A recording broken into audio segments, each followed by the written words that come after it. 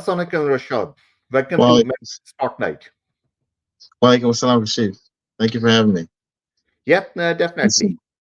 So, uh, tell us more about yourself. Where did you start the journey and where you are now? yes, where did I start the journey? So many places I could start. I would have to start kind of um, in my youth, kind of my father getting me interested in technology when I was really young. Uh, Sent me to a kind of a boarding school where they were doing IT uh, back when in the 90s. So it was very uh, unpopular at that time to really get some serious training Mhm. in IT. So my father was really instrumental in kind of getting me involved early on in my life and kind of having a passion for technology. So you know, fast forwarding through kind of like my military journey and service, I kind of just I joined just because I liked technology and a field that I knew would kind of elevate my already existing knowledge and experience. Mhm. And so by the time I got out, then about 6 years, I've been in, several really exciting environments and tactical training environments, and as far as the Air Force, like building networks out of scratch in the middle of nowhere. And I was able to go to Korea, where there was more intelligence type infrastructure for the Air Force and PACAF in that region. So there's a lot of involvement in what we call like big corporate networking and geolocated kind of threat zones and things like that. So I was really, got a lot of experience. Then I went to DC where I got even more. And so when I got out in 2007, um, I knew that I wanted to continue to, that was my strong point, and I wanted to continue doing it, but I didn't know how. So it was definitely a journey to really get the confidence to start my own business, to think that I could actually provide those services uh, to to um, to those that needed it, and that was always a challenge. And over the years, I've definitely developed into a stronger person as far as kind of being able to understand what businesses need, and it's still a ongoing process. So yeah, that's kind of my journey where it started. So Okay. All right. So, share with us more about your company, Techninetics. What services does it provide, and which type of companies that it catered to? so Techninetics, the focus was technology in motion. That's where the name kind of really originated. The idea that technology is something that's constantly changing, and that in order for us to be able to meet those challenges, we need to have that as a common kind of like common baseline understanding. And most businesses kind of approach technology in a way that's static. So my goal as a business is to really be able to tailor technology solutions for businesses from a security perspective at the very beginning of the process, and that requires like a deep understanding of what the business needs are, and then being able to develop those solutions as they grow throughout their life cycle. Instead of just like um, most of the time we get one solution, we think that okay, this is going to work for me for 5 years, 10 years, but often within a few months businesses are already looking at changing vendors, changing technologies. A lot of times there's challenges that they're unable to meet, uh, and if they are able to meet them, they leave huge gaps in their security, sometimes in their functionality, their ability to be agile. And so Techkinetics really focuses on tailoring those solutions for businesses as they grow throughout their life cycle. Okay. All right. Are there any specific services that you can identify that have helped your customers becoming more successful and secured? Oh, there's so many. I mean, just doing an initial security analysis, like just looking at the general posture of organizations and how they're approaching it, in general is always good for organizations, right? So that's kind of been the baseline, like just being understanding where organizations what they're doing and where they are in the process, and then pointing out some areas where they can grow is probably the biggest pain point that I've seen. Unfortunately, most businesses will only kind of take that seriously after there's been an incident. Mhm. um, if we look at the Verizon breach report it used to be released annually. I don't know if they've released one in or not this year.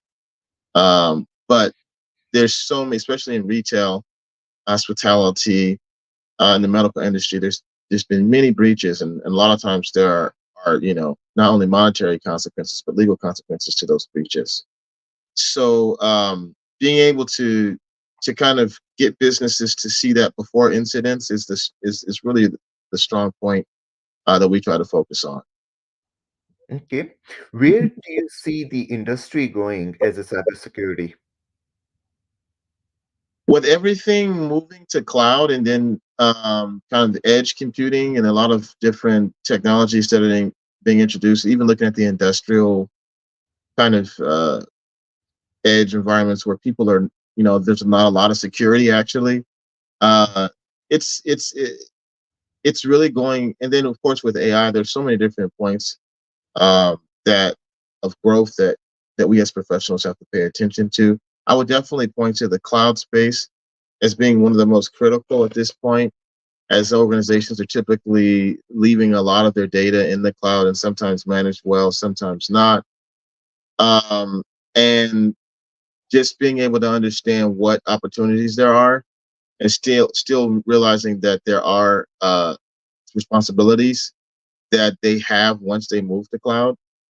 And then of course looking at the AI area, there's a lot of growth there as well. There's also challenges adopting AI in a way that's beneficial for the organization, and also being aware of the new threats that are posed by that. So those are, I would say, just briefly, some of the challenges that I see at this point, and there's plenty more. But Okay. All right.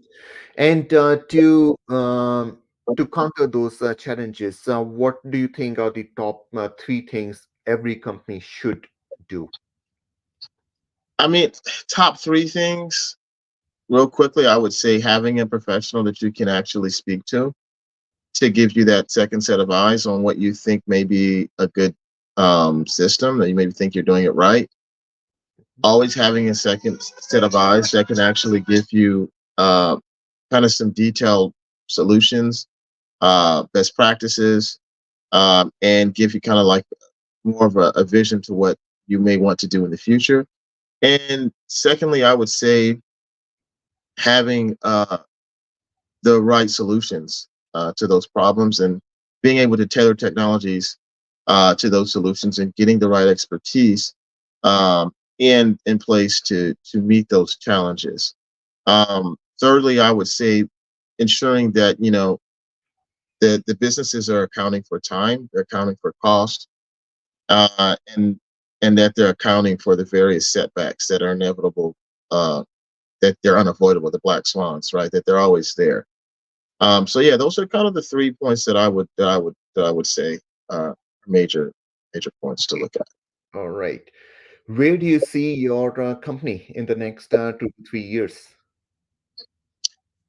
Yeah, I would, again, just still kind of meeting those, helping organizations meet those goals. That's if I get to a point where um, you know, we're able to meet those challenges for organizations that um, excuse me, that actually create the impact that we want to see. I put my customers first. Mhm. And so I really like to see where uh, how I can benefit them in the long term, and if I can get organizations and customers, and the ones that I've had in the past, it's been very difficult to get them to make the changes that they need. So if I could, have you know uh, a standpoint where I was able to serve at least 10 or 15 customers well, Mhm. uh, that, and get them to grow towards their potential. Because at the end of the day, cybersecurity is about the business need, right? It's about making the business flourish without having to worry about threats and having to worry about securing their data and focusing on things that they don't even understand, right? To get them to focus more on their business. And Mhm. so if I could get businesses at least to that point where they can evolve into that space and help them grow as and grow next to them, that's where I see myself in the next 5 to 10 years. All right, sounds good. So, outside of work, what are your hobbies or interests? Oh goodness, everything. I study permaculture, so I'm a farmer in Okay. training. I used to live on a farm too, so I love studying the environment and nature. Uh-huh. It's the best teacher.